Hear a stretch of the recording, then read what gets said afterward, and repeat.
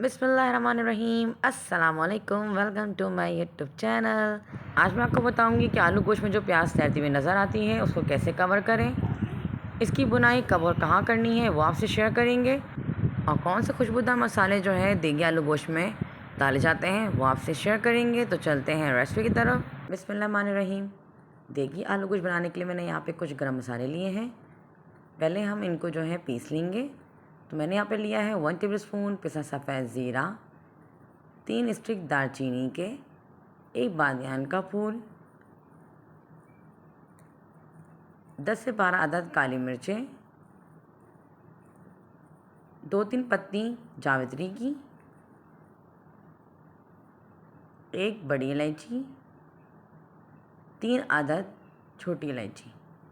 इन मसालों को ग्राइंडर में डाल के अच्छे से ग्राइंड कर लेंगे और इसका एक पाउडर बना लेंगे। तो यहाँ पे हम इन मसालों को ग्राइंड कर रहे हैं।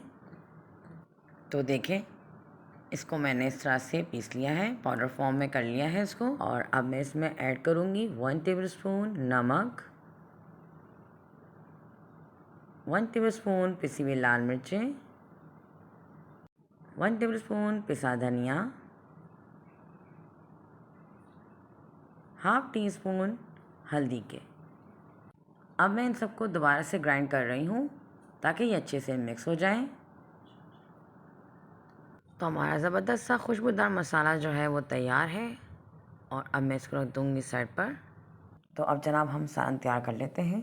तो यहाँ पर मैंने ले ली एक पतीली, इसके अंदर मैंने 1.5 कप के करीब जो है ऑयल डाल दिया है। अब मैं इसमें जो है 2 बड़ी साइज़ की प्याज स्लाइस में काट कर वो ऐड कर दूँगी, और इसको मैं कर लूँगी फ्राई। इसको हमने इतना फ्राई करना है कि गोल्डन ब्राउन हो जाए। ज़्यादा हम इसको कलर नहीं देंगे वरना हमारा ग्रेवी का कलर जो है वो ख़राब हो जाएगा।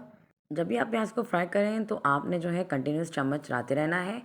इससे ये होगा कि जो प्याज है उसमें सब तरफ जो है एक ही जैसा कलर आ जाएगा। जो मेरे चैनल पे न्यू आए हैं मेरे चैनल को सब्सक्राइब करें और वीडियो को लाइक और शेयर करें। चलिए जनाब, यहाँ पर जो है प्याज में गोल्डन कलर आ गया है, और अब मैं इन प्याज को जो है निकाल लूँगी एक प्लेट में अलग से, और इसको मैं एक तरफ रख दूँगी। तो ये देखिए हमारी प्याज जो है कितनी क्रिस्पी सी फ्राई हो गई है। अब इसी ऑयल में मैं 3 अदद आलू बीच से काट कर वो डाल दूँगी, और इसको भी कर लूँगी मैं फ्राई। इसको मैं इतना फ्राई करूँगी कि इस पर जो है हल्का सा कलर आ जाए। और ये देखिए जनाब, इसमें जो है अच्छा सा कलर आ गया है। और अब इन आलू को भी मैं इस ऑयल से निकाल लूँगी। अब इनको भी मैं एक तरफ रख दूँगी। अब मैं इस ऑयल में ऐड कर रही हूँ 1 टेबलस्पून लहसुन अदरक का पेस्ट। इसको भी मैं हल्का सा फ्राई कर लूँगी।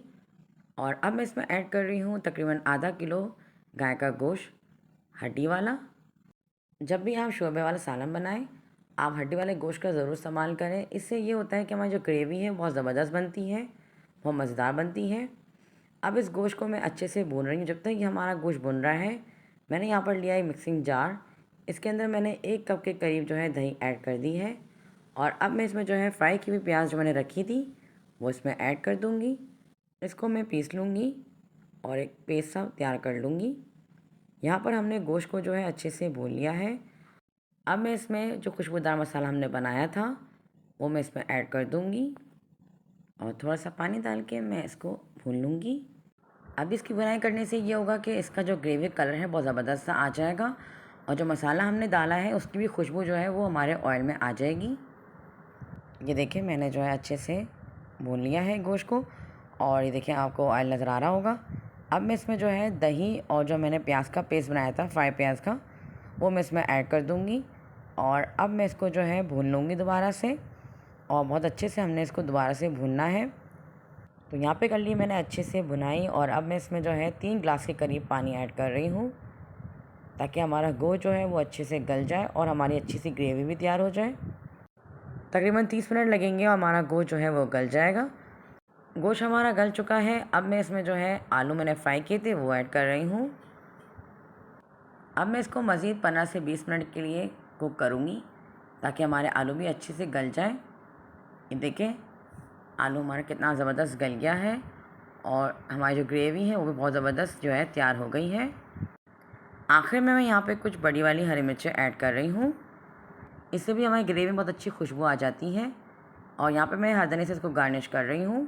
और अब मैं दिखाऊंगी आपको देगी आलू गोश्त की फ़ाइनल लुक। तो ये रही हमारी देगी आलू गोश्त की फ़ाइनल लुक। उम्मीद करती हूँ आप लोग को आज की मेरी रेसिपी ज़रूर अच्छी लगी होगी। अगर आपको आज की मेरी रेसिपी अच्छी लगे तो मेरे चैनल को सब्सक्राइब ज़रूर कीजिएगा और मेरी वीडियो को लाइक और शेयर कीजिएगा। मिलते हैं आपसे फिर किसी और वीडियो में, तब तक के लिए अल्लाह हाफिज़।